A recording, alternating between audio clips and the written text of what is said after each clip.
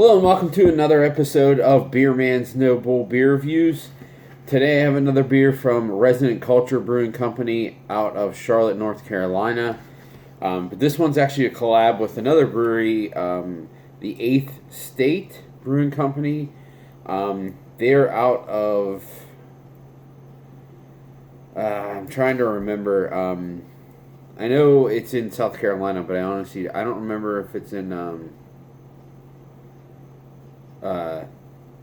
Fort Mill. I don't think so. I think they're further south than that. But yeah, they've been getting a lot of hype around here locally. 8th State. I know people have gone down there for their releases.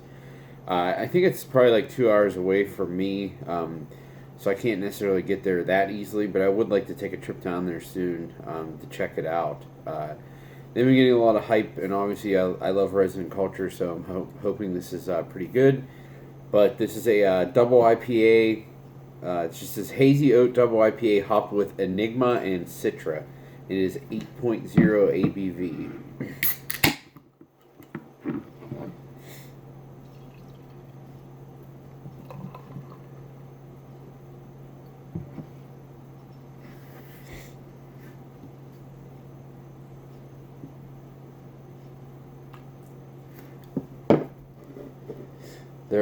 Whoever does their label art is absolutely insane. I mean, look at that. It's awesome. But as you can see, it pours a very, very hazy, bright golden color with about a perfect finger's worth of a fluffy white head.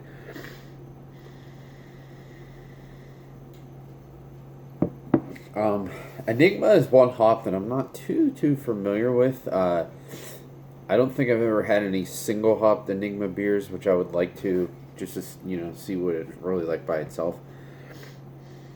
But what I'm getting in the aroma is definitely very Citra driven. A lot of peach. There's a little bit of a catty dankness, and trying to think. Put my tongue on it. A little overripened pineapple, and it does have a little bit of that oniony character too, as well.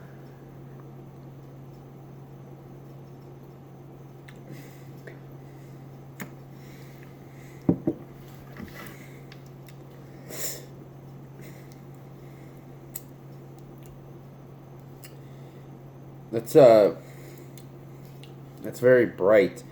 So it does have a little bit of that oniony, garlicky character that I was describing in the aroma. Not too much. A little bit of peach. There's also like this weird, almost like chipotle pepper.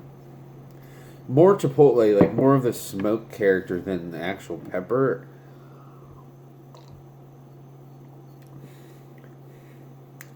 That I'm getting out of it. Definitely some of that very overripened pineapple. But it's all very, very well balanced. That's what I know. Some people don't like Resident Culture because they have that oniony, garlicky character. One, I don't mind that. Two, there's a lot of other flavors that go on with it. And three, everything else about it is always so good. Like, excuse me, the bitterness is always perfectly in balance with, not always, but usually, perfectly in balance with the flavor and the sweetness. There's no rough edges about this beer at all. And I am actually surprised that this is 8%. I mean, this is drinking like one of their like 6.5% IPAs.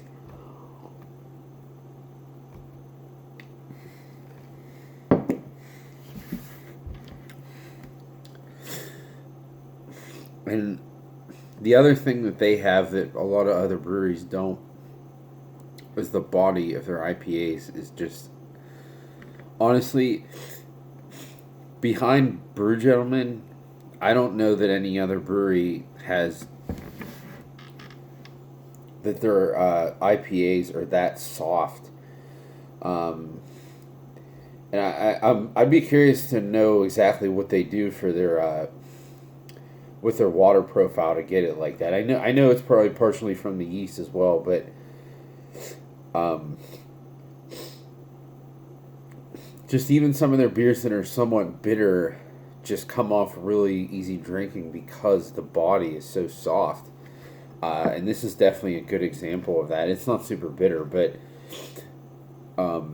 I could see why someone might not like that slight oniony, garlicky character, but everything else about this is so clean and easy to drink that to me it really mutes that part of it and just makes it crushable.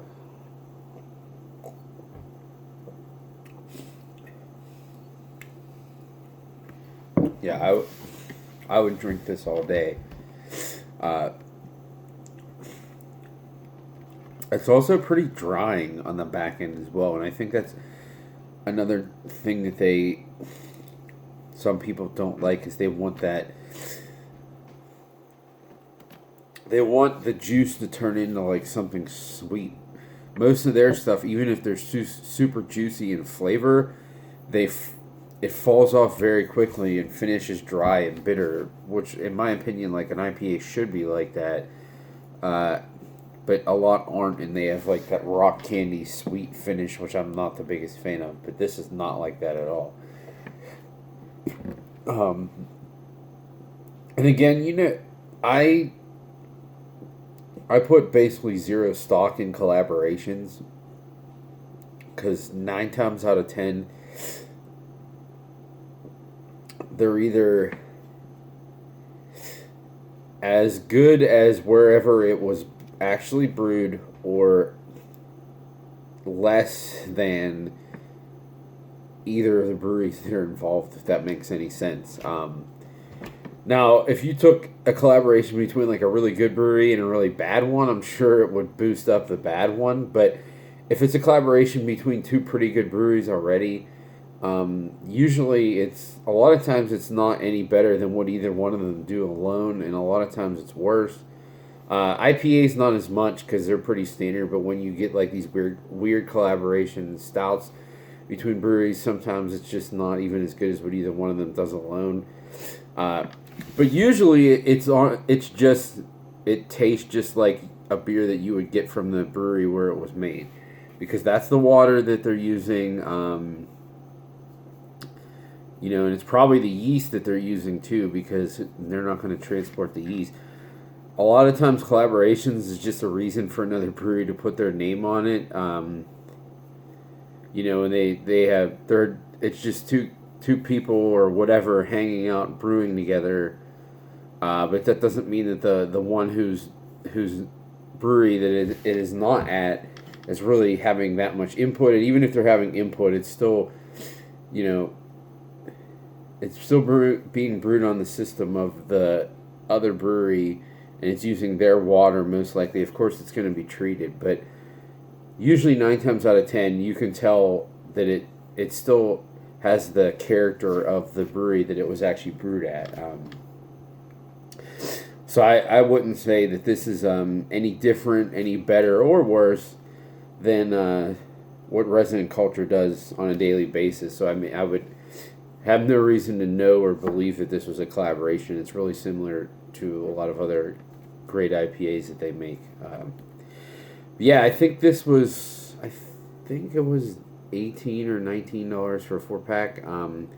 I would definitely buy this again. It's very, very drinkable for a double IPA. I'm getting like no booze character out of it at all.